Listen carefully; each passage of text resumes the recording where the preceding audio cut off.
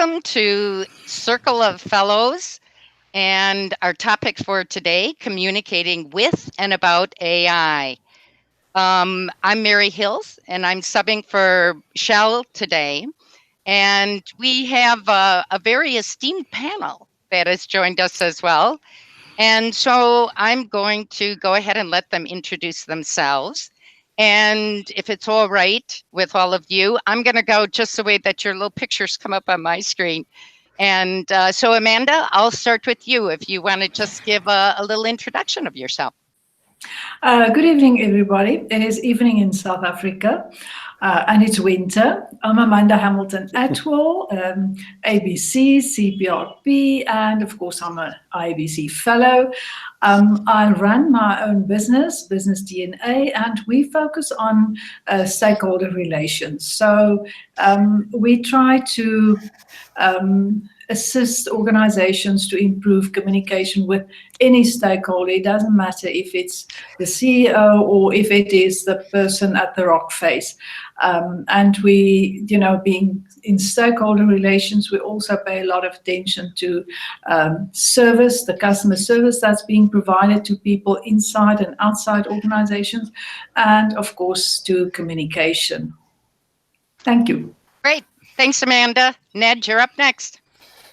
Hi, everybody. I'm Ned Lundqvist, IABC Fellow. I work for a defense contractor called MCR, and I'm also I have my own company called Echo Bridge. I'm basically a writer. I generate content, and I do a lot of freelance writing.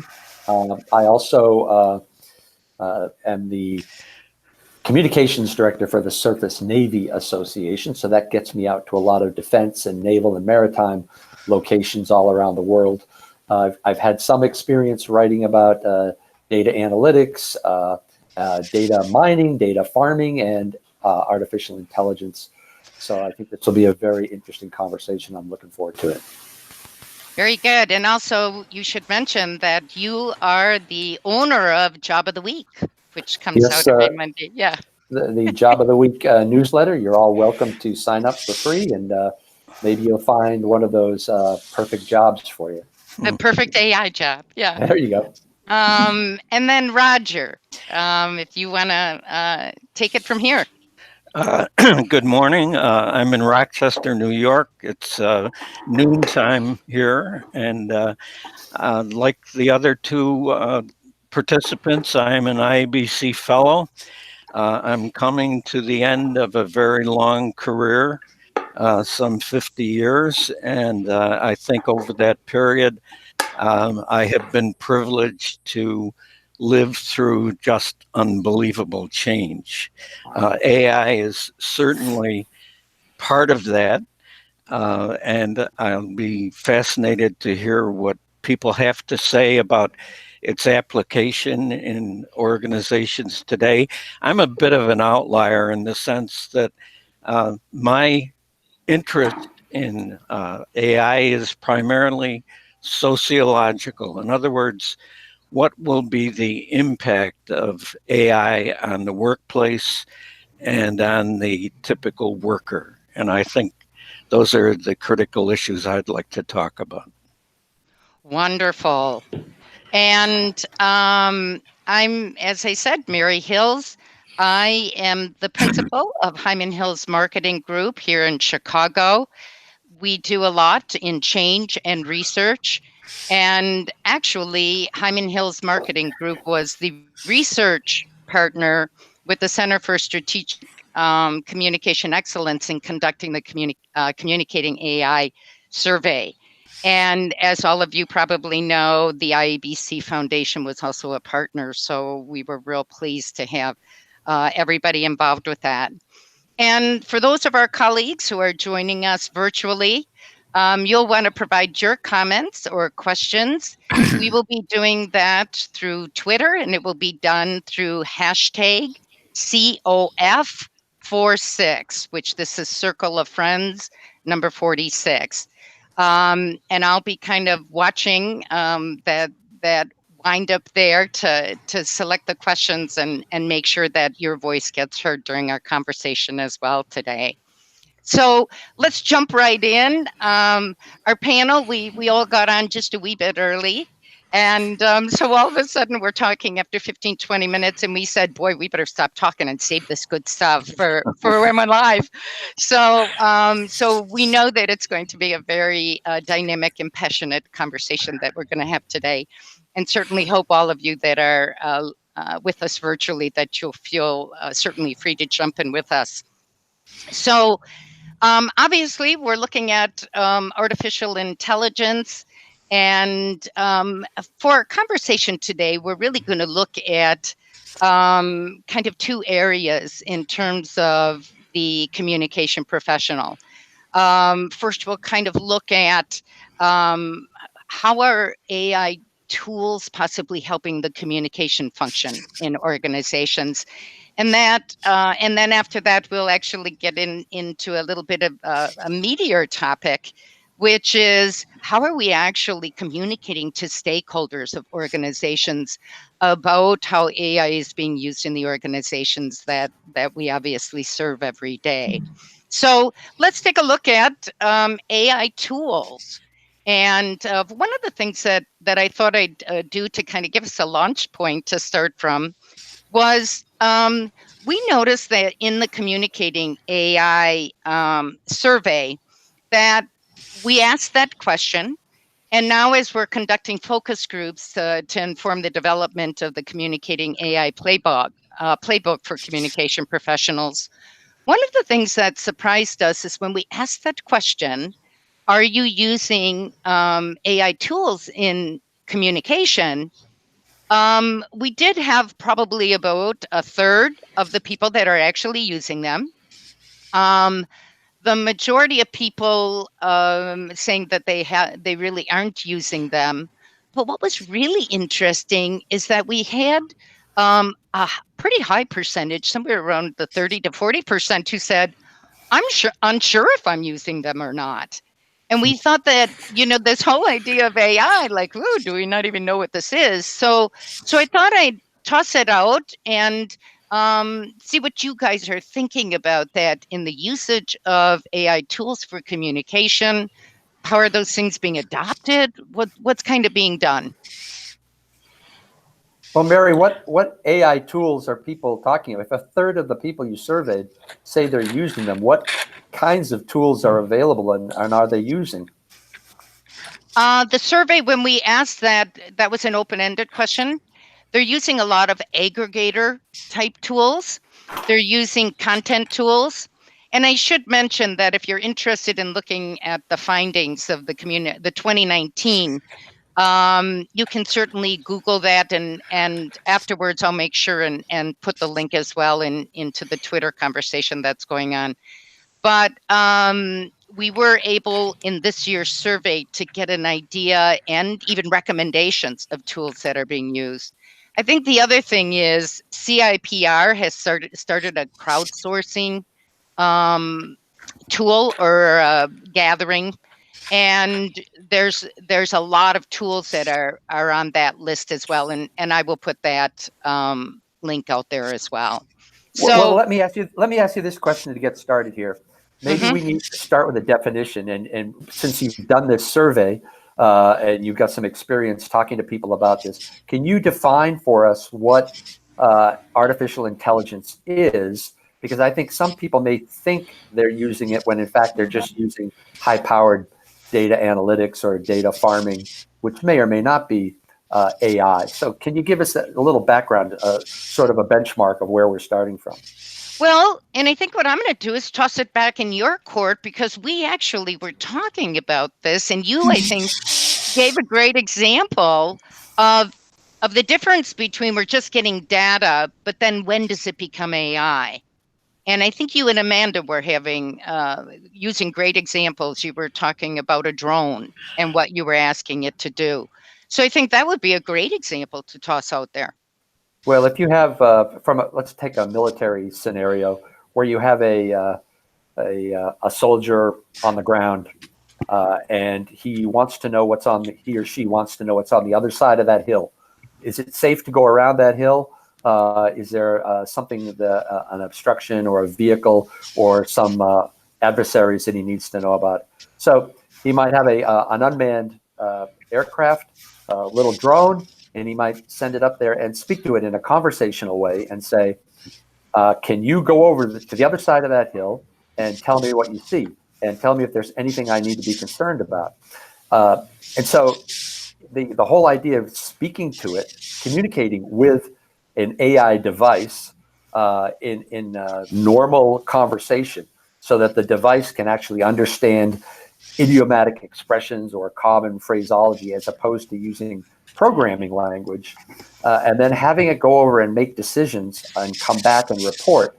I would say that that's an AI-enabled device. So I throw that out there as just an example.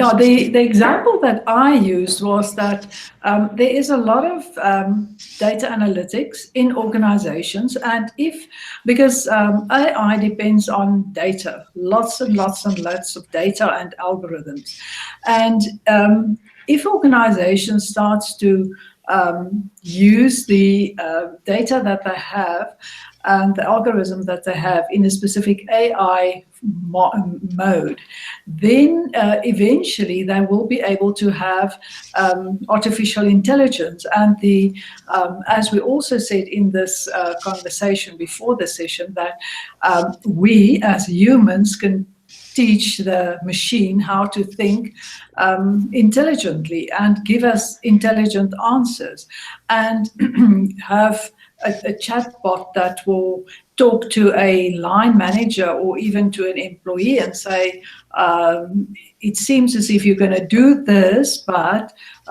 you're going to have a problem because we have the data, the background that indicates that certain things will happen if you do a specific task in a specific way. Yes. Mary, Roger. I'd like to jump in and ask Ned and Amanda, what is your sense of where the evolution of AI is at this point? Where are we in this journey? Okay, well, I'll Nick? take a stab at that. I think it's a pretty broad concept. The best example I have of AI, the one I keep falling back on, is Watson, which is the IBM AI.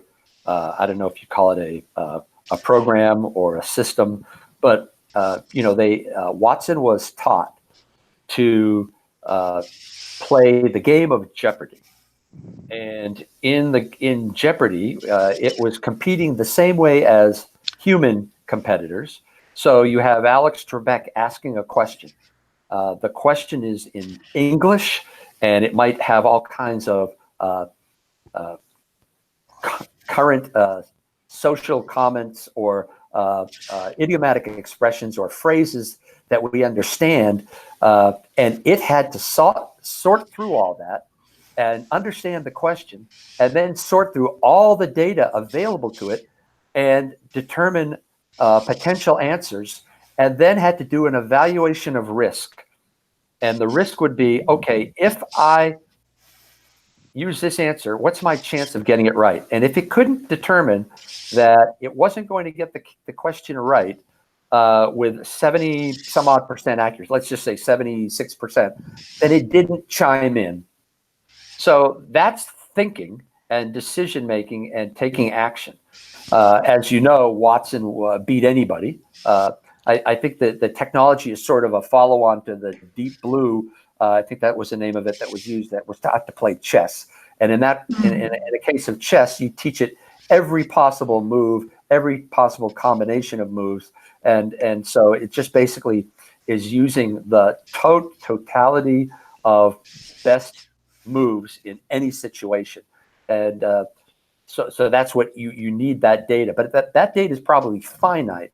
Where it gets, where AI is going is when it's not finite. I think, Amanda, you alluded to this. We're talking about machine learning. So it's not just teaching it everything that you know, for example, every possible chess move. It's teaching it things teaching itself. If I do this, the temperature is going to, if I get too close to this, I'm a drone. If I get too close to it, I'm going to get too hot. and my systems are not going to function. So I've got to remember, if I ever go over there, that place is not a good place for me to go, and remember that. And so, and you can actually extend machine learning to other similar systems. So if I've got a network of autonomous vehicles, for example, that are out there operating, one of them might say, hey, over here is really dangerous, so stay away from here. Or you might have an autonomous network of, if you ever watch a school of fish or a flock of birds, what makes them all suddenly turn one way or the other? But let's say you have a flock of a group of unmanned systems underwater, and one of them detects something that they've been looking for, but it's not in the best position or have the right sensor to really figure out what it is. So now the network thinks as a group and says, well, this other vehicle has got the right sensor, and it has enough battery life that it can go down and get us better imagery, and we can use these vehicles to transmit the messages between them to get them up where someone needs it to show them what it is. And that's using autonomy, and it's using AI so that you've used AI-enabled decision-making algorithms so that a group of machines basically can function as a system, taking into consideration their various capabilities, locations, remaining energy, all these different aspects. A number of variables. And you know what? I couldn't have said it better. But what we had found when we were doing the Communicating AI survey, and we started this in 2018, we asked, do you know what AI is? And everybody knew it was artificial intelligence, but then the exact definition all of a sudden got real squishy, right? And actually the industry itself, is trying to have a set definition, a standard definition. So what we did in the 2019 survey was we selected a definition that has been accepted by a number of groups in order to facilitate the conversation. So let me kind of throw it out there for you, because Ned, this kind of lines up really terrific with what you were just talking about. So it's a system's ability to correctly interpret external data, to learn from the data, and to use those learnings to achieve specific goals and tasks through flexible adaptation. So you talked about this autonomy, which is really that flexible adaptation. So that was the definition that we used with the 19 survey, and is one from a real reliable source. So Amanda, I know that Roger had asked you a question. I just wanted to make sure if you had some thoughts on what Roger had asked. In South Africa, my experience is that it is more developed in the technological side and not very far developed in the social side. So we're not using it to a large extent in, to improve the human interaction in organizations, but we use it to a large extent to improve production, specifically in organizations. And my view is also that I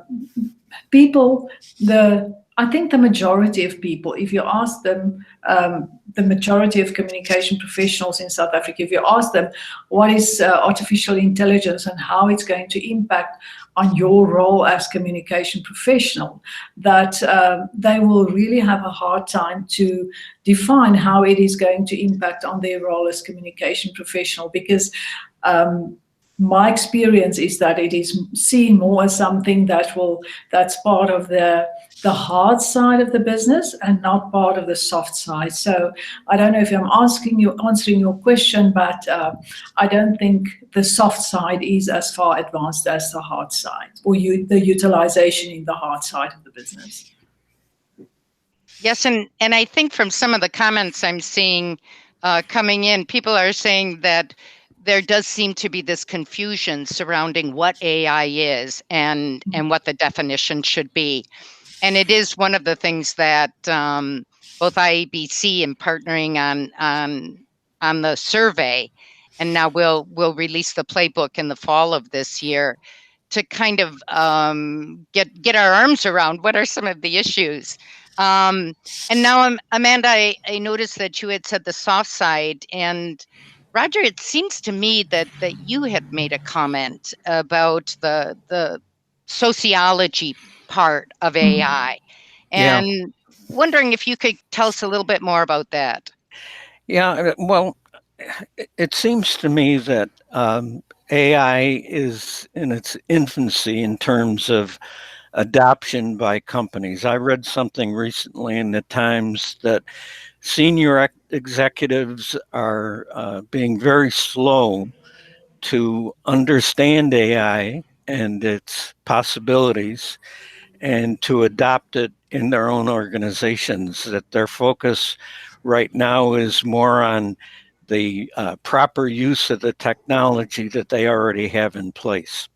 So I think that's one issue here. Where is it really in terms of real adaptations? I think that's one question.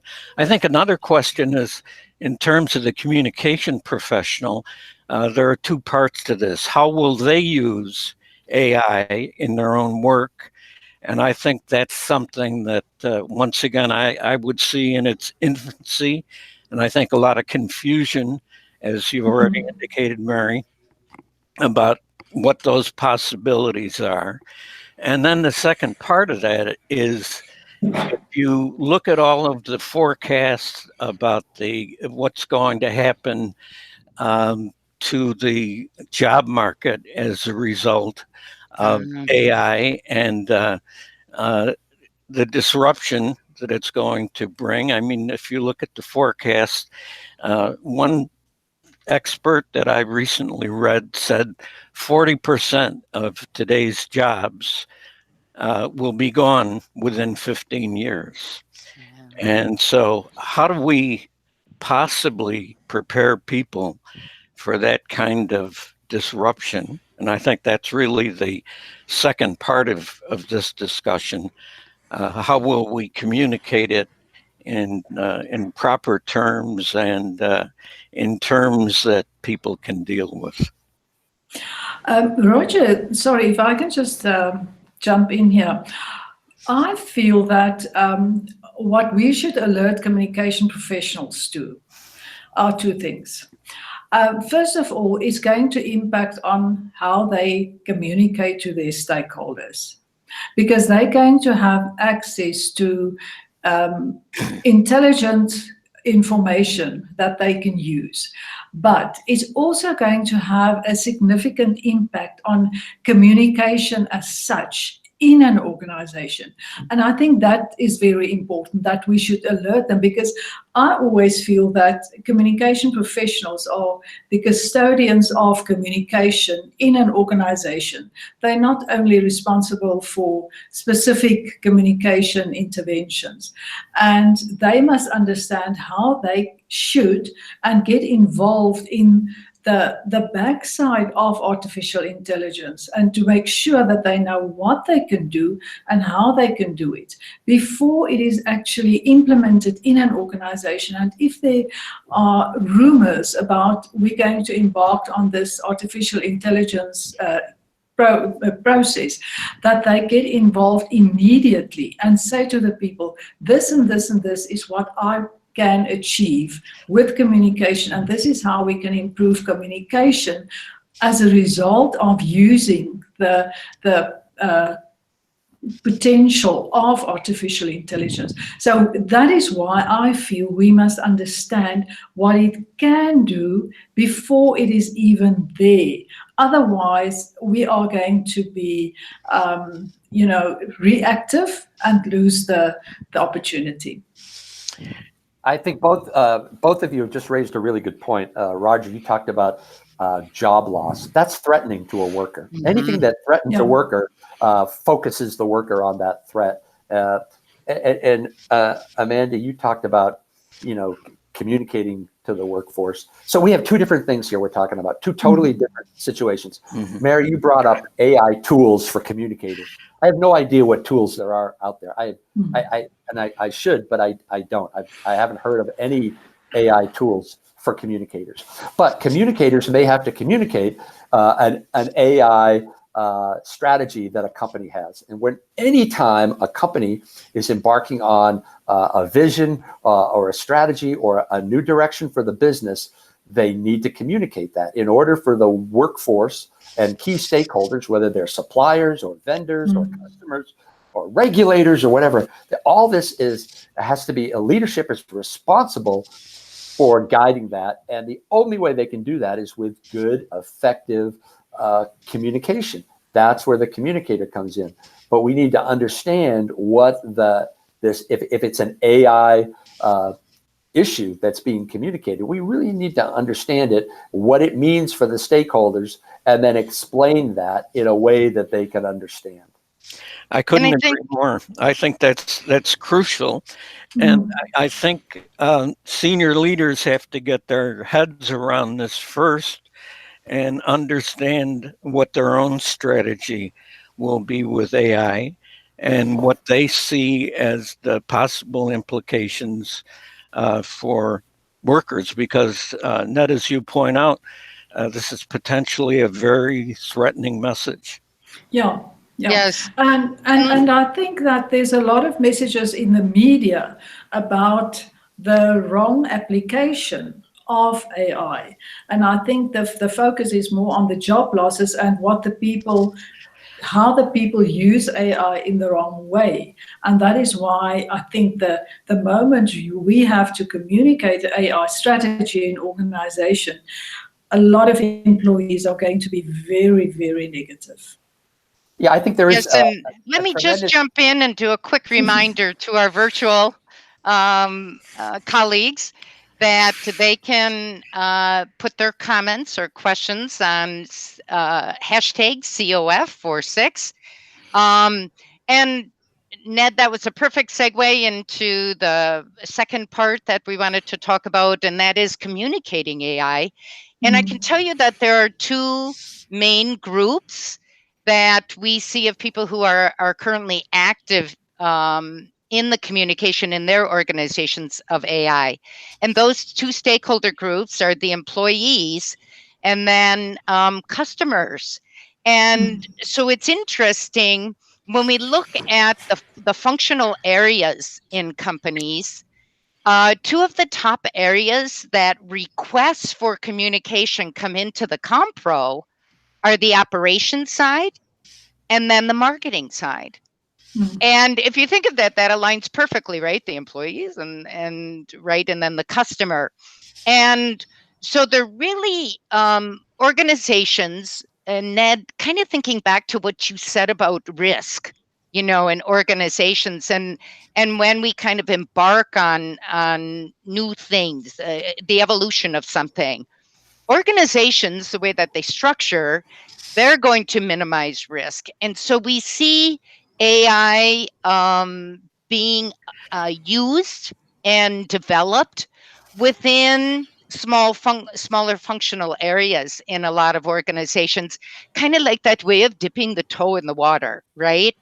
And so because it can be contained and it manages the risk. We see AI activities going into what are called SBUs, strategic business units, and they're kind of put in a separate spot so we can manage the risk that is involved of doing something new.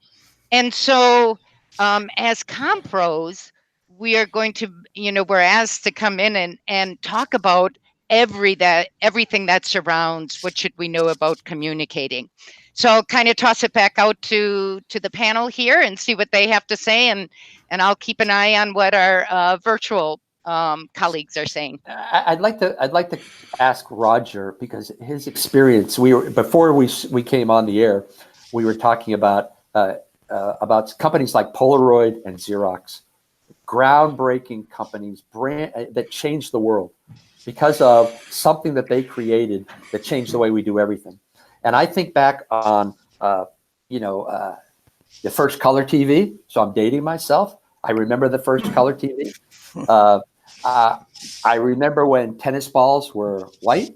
I remember when I know how to make a phone call from a telephone booth, and I know how to read a clock. But there's a lot of people today that never heard of that, never had to deal with that. And then you also mentioned, we've talked a couple of times about risk. And companies like Polaroid and Xerox, they took a lot of risk, but then in the end, they didn't.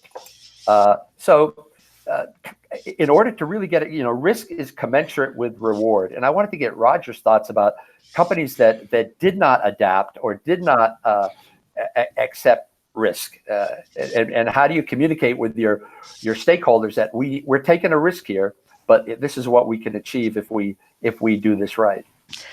Yeah, and that's really an interesting question. I think in the Xerox case, so much of this was mishandled.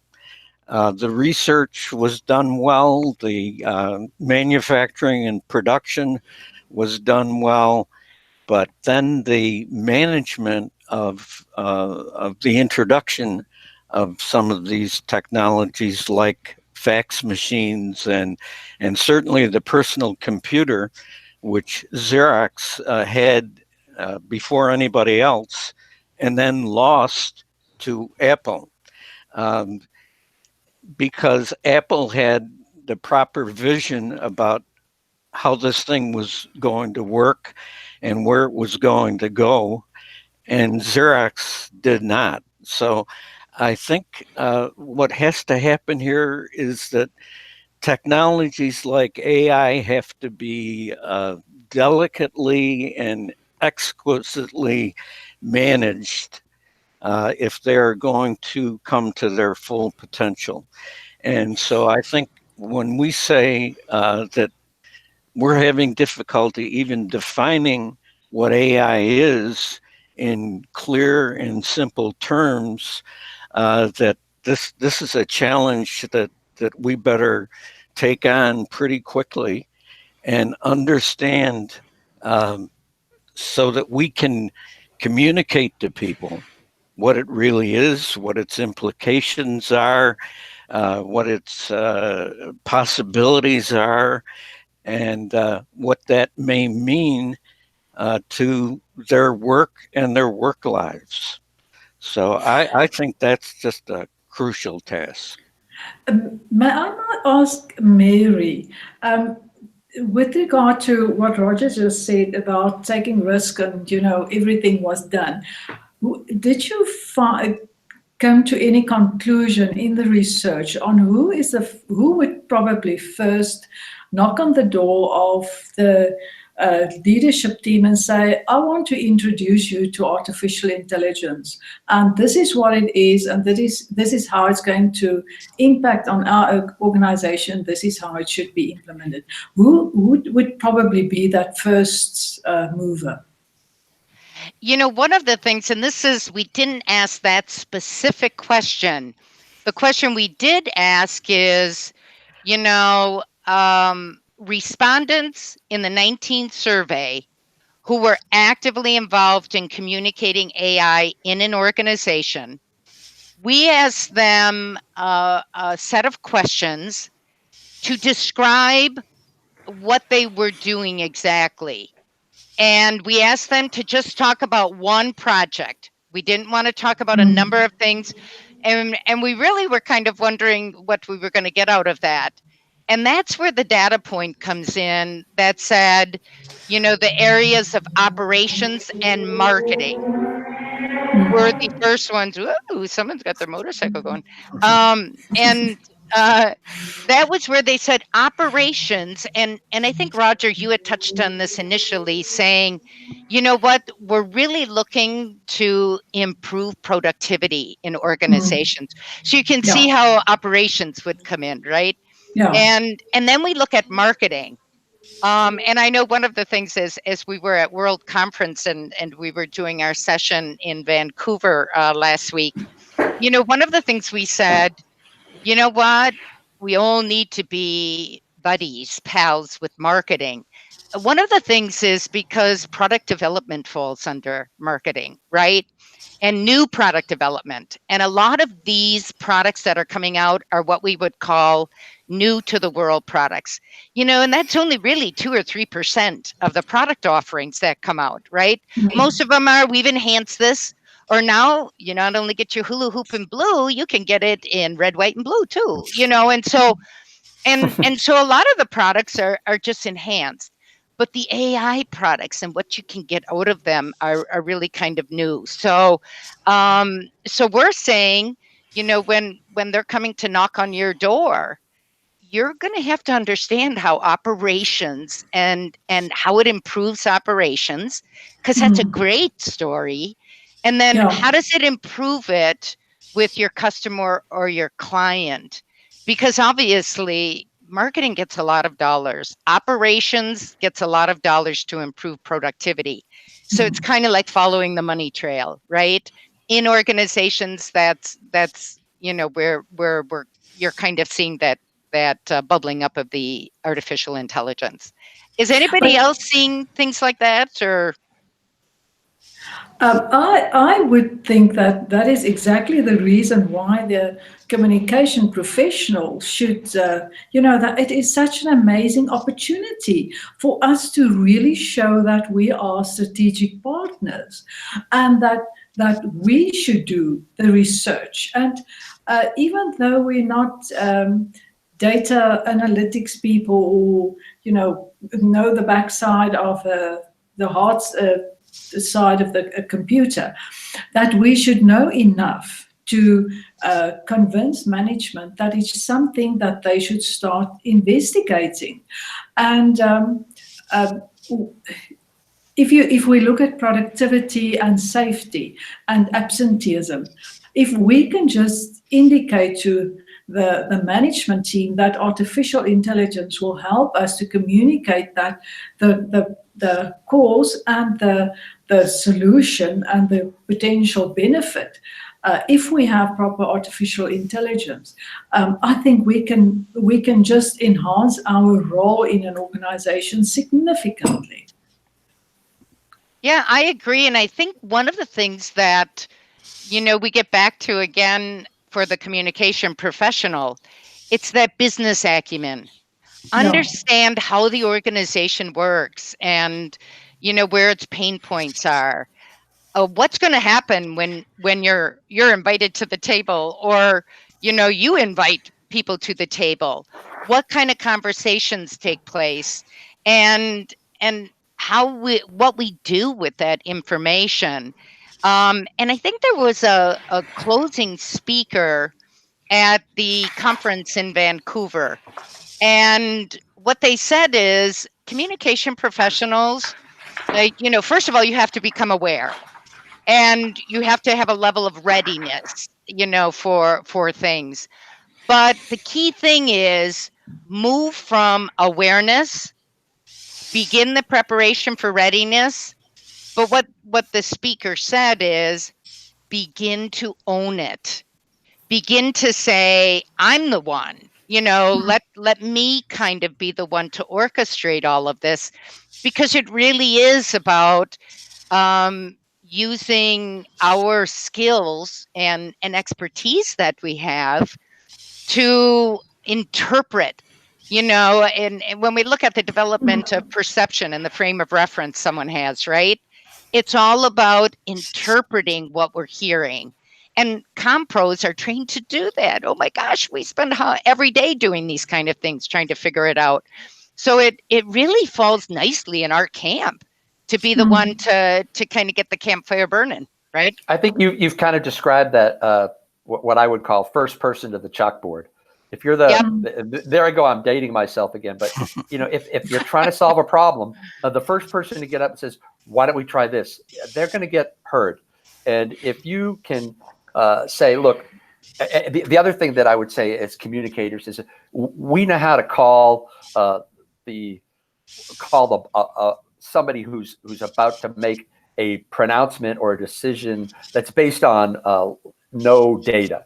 We know how to say, wait a minute, how do you know that's the situation? How do you know that's what people think? before you go off and say, I think, and make a business decision on a hunch, then you need to get some data, and the communicators can come back and say, you know what, you were right. There was some reticence on the part of some of our stakeholders, but guess what? The vast majority agree with what we were doing, and so maybe we don't need to change it. Maybe we should test something that's sort of something that's a bit of a compromise and see what our stakeholders think about it. Or maybe we should try a different avenue, simply because we went and asked the stakeholders and got data, and you're trying to make a decision that's based on a guess. Ned, I totally agree with that. And I think it gets to our strategic role and our consulting role as communication professionals. I think that we have to become very clear about what AI is and what it's likely going to look like over time. And I think we have to emphasize the strategic part of our work, and in particular, consult with our leaderships so that we are on the same page in terms of how this should be communicated to a potentially threatened workforce. And that kind of brings up, we have a question from someone in our virtual audience out there. And here's the question. So let me toss it out to you. Should we allow AI to be regulated in the same way as we did social media?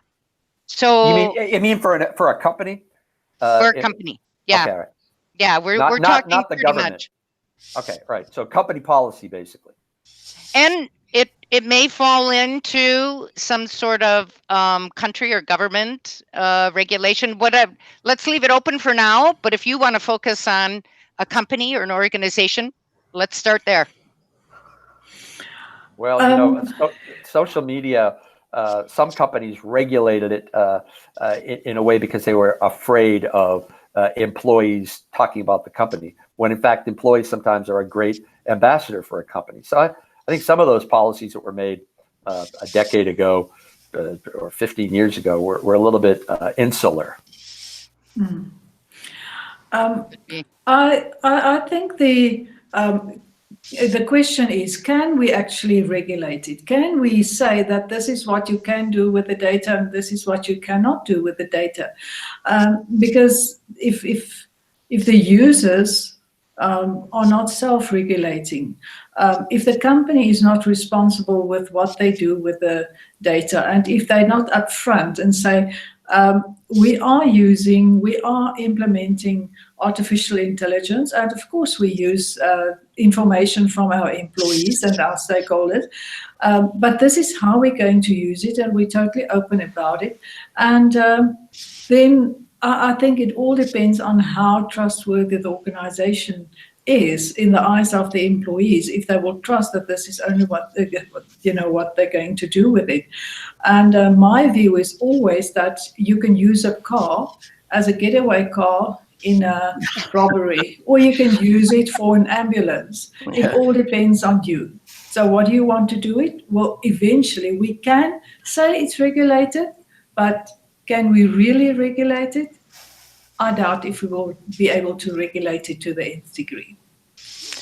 Yeah, I'm not sure. I have no idea how we would regulate it. Yeah. I think that the question becomes, how are we going to communicate this in terms that resonate with people and that tend to reassure them where they should be reassured, and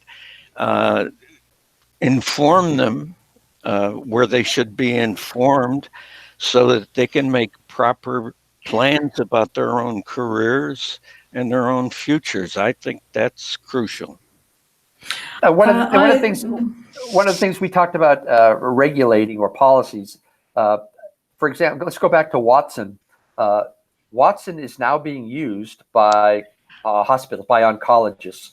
If you go in and you're seen by an oncologist and they're going to look at all the information that they have based on the samples that they took and the whatever X-rays or MRIs or whatever they used, all the different input, and then taking their knowledge of cancer, and maybe a team of 4 or 5 oncologists are going to say, yes, this is the diagnosis, this is the prognosis, this is the recommended treatment. But with Watson, you can then have it evaluate that decision process. Did they look at all the right information that they had available to them? Was there other information that could have been made available to them that they didn't know was out there? It's going to evaluate all that and then come back and say, yes, I agree with your diagnosis or your determination, or I think you should go back and look at more information. So you're not letting a machine do the diagnosis and the treatment, but you're having it enable the human beings making that decision to have more information available to them and have some a backup or analysis of their decision making and their process of arriving at that. And I think you would make a company-wide or a hospital-wide decision not to allow a machine to make the final decision. It's got to be done by humans, but you could have a policy that enables to bring that in. Yeah, but one of the reasons from the articles that I read why the people feel that AI should be regulated is there are all these scary stories about what China is doing with artificial intelligence, and that scares the people. Sure, well, look at some of these communities that have outlawed facial recognition. Yes. And I think that when we talk about, a government regulation or a national regulation, I know when we've conducted a few focus groups, so that we can kind of bring this playbook, to market this fall, or in September, I should say. It's fall here in Chicago. But one, people are saying, I just want to know it's compliant with who I have to be compliant with. Well, it gets back to, Roger, what you were saying. As strategic communication professionals, we should know, and wherever we are conducting our strategic communication practice, we should know who we need to be compliant with. And so, you're never going to have, even if we talk about the definition of AI, I can tell you right now, even coming out of the fields of organizational communication, we look and I don't know how many of you were on the fellow string a few weeks back that said, well, I thought organizational communication was strictly internal communication. Well, that definition of ORCOM grew up somewhere around the late 80s and early 90s, and it now means the way the organization communicates externally, internally. It's organizational communication. And so definitions evolve. And so one of the things I think, as we're sitting at this table and having the conversation about artificial intelligence, is to say and understand what environment can we control in the communication that we have. Me saying this is the definition of AI that the whole world should be using. Well, really, should you be listening to me? Probably not, right? But if we can agree as an enterprise, this is the way it applies to our industry, this is the way it applies in our situation, then we say, here, and eventually it's part of the content up front. As the content begins to evolve and the whole situation evolves, all of a sudden you have the word AI, right? Asterisk, and now the definition is at the bottom. So communicators know how to do this. Compros do this all the time. We watch the way terms are used. We recognize when they evolve. We recognize the connotative meaning. We recognize the denotative meaning of things. And that's exactly what has to be part of our comm analysis. And I think so much of that, it's in our DNA already. right? It's there. It's ours for the use right now. And I think that's what we can bring to the table, so that when the table deals with the squishiness, the soft side, the iffiness, whatever word we want to use it, that we can still have the confidence to go forward in the organization with really what is in the best interest of that organization. I don't know if that kind of makes sense. Yeah. You know, But those Mary, kind of things. that you say we do it all the time. What is the deliverable of artificial intelligence? It is content. It is information, and this Yes. is our superpower. We know how to use information, so we should not be scared of saying, but this artificial intelligence is going to generate credible, powerful, strategic information that we can then use to enhance communication and information flow and understanding in this organization. So if you want to explain Yes. something, especially something complex like AI, I've always thought the best way to explain things to stakeholders is to personify and exemplify. So when I say personify, you tell a story about a person that we can identify with. And to exemplify, you give an example of what we're talking about. So in this case, it would be, here are a person or some people that have used this capability, AI, however, and used it for good, to help the organization or Yes. in such a way is that, so if you tell that story as a communicator to your stakeholders in whatever way they're best able to receive it, that's part of what we understand, is not only who our stakeholders are and what the message is, but also the best ways to reach them and ways to evaluate whether or not we reached them or not. Then I think they might be able to understand it. Telling a story is just basic communication ability. We all have to be able to tell a story, and people can understand other people if you put it in that context. I think one of the fears of people in the workforce is that AI will be used primarily to cut costs, to reduce costs, to downsize organizations further, and to increase shareholder value.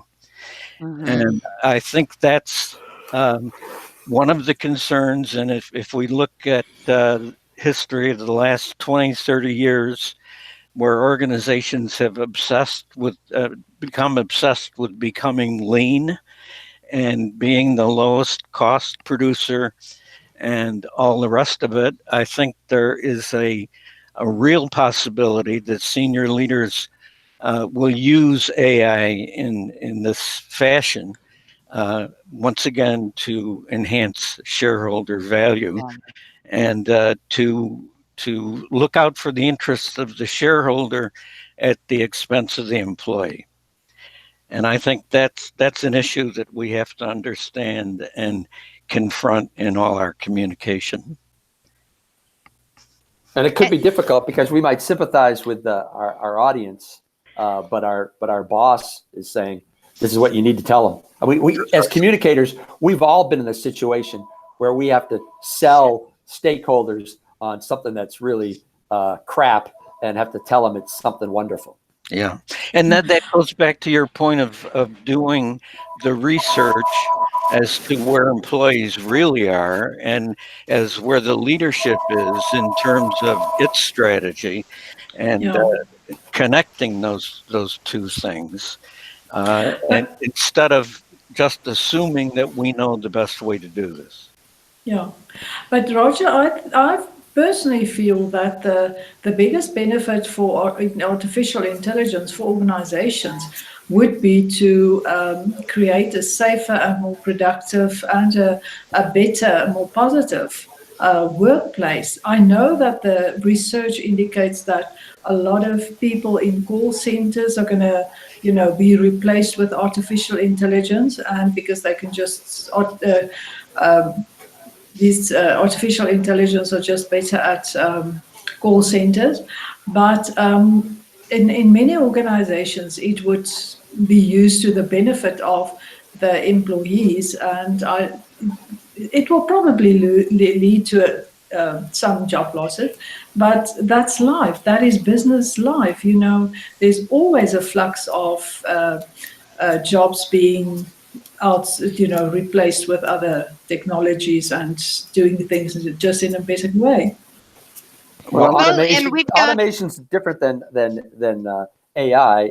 I mean, the automation might eliminate people, but it also might make a company more competitive and open up more markets and provide more employment opportunities. So I think we always should look for that.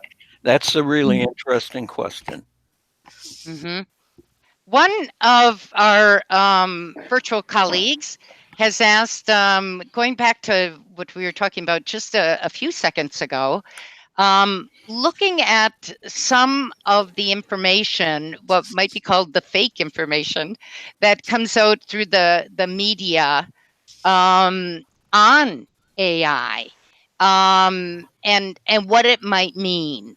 And so and I can remember joining a large corporate in 1999 and getting ready, for the year 2000, right? Oh my gosh.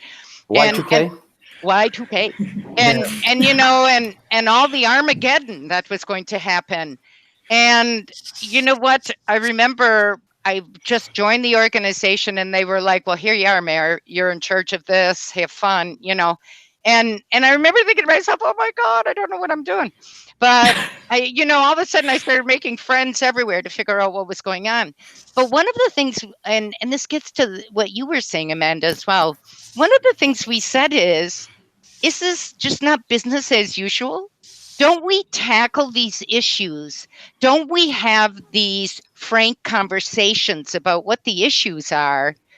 And aren't compros the ones who should be part of that, because we really know how to keep a balanced environment when we're learning things, when we're inquiring about things, when research is being done. And I think that was one of the things that came out of the survey is, what actually happens when we're in these conversations? Do we walk out with decisions? No, a lot of time you're walking out with more questions than you walked in with. Mm-hmm. But that's the nature of development. That's the nature of change. And so, but I think that our colleague listening virtually and joining us, they're wondering how much of a threat is that there's so much information available out there, and who do we believe in? And we'll spend just about a minute or so kind of talking about that, and then we're going to get ready to sign off. So whoever wants to jump in. Well, I've seen a YouTube video that you can all go and see that shows a swarm of weaponized drones using AI and facial recognition and swarming into the Capitol building in Washington and taking out one side of the aisle. That's frightening if people think about that. But if you also could tell a story of how AI is being used to help with diagnosis of cancer, or going through treatment and trying to help narrow down drug compounds that could help treat something, because it's using some kind of algorithm that's able to winnow those down. Those things are positive stories. I think we need to tell the positive stories, and you can't blame the media for this. The capability of AI making decisions that we don't know about, that we don't like, is real. But AI can also enable us to make better decisions and do better things. Okay. I think what we need above all is clarity. That would be my word. Making clear to people what this really is and what it means in their lives. I would say read, look at videos, get information, be informed about what it is and what it's not. And what's happening in Singapore with the AI community, and read about the warnings, but be informed. Ned, closing thoughts? I gave you my closing thought. I think okay. we need to be able to explain the positives. Yes, and understand and the those. benefits. Well, a special thank you to our wonderful panel for today. Very, very good. And thanks for all the input and those of us who joined us virtually. Always a pleasure to have some engagement and interaction on what you all are thinking out there as well. And so with that, we will sign off. And just one final thing, the Communicating AI playbook for communication professionals is expected to be released in September, October of 2019. So you can certainly look for that. IABC Foundation is a partner on the research that informed that. So with that, thank you all and have a good day. Thank you. Thank you. Thank you.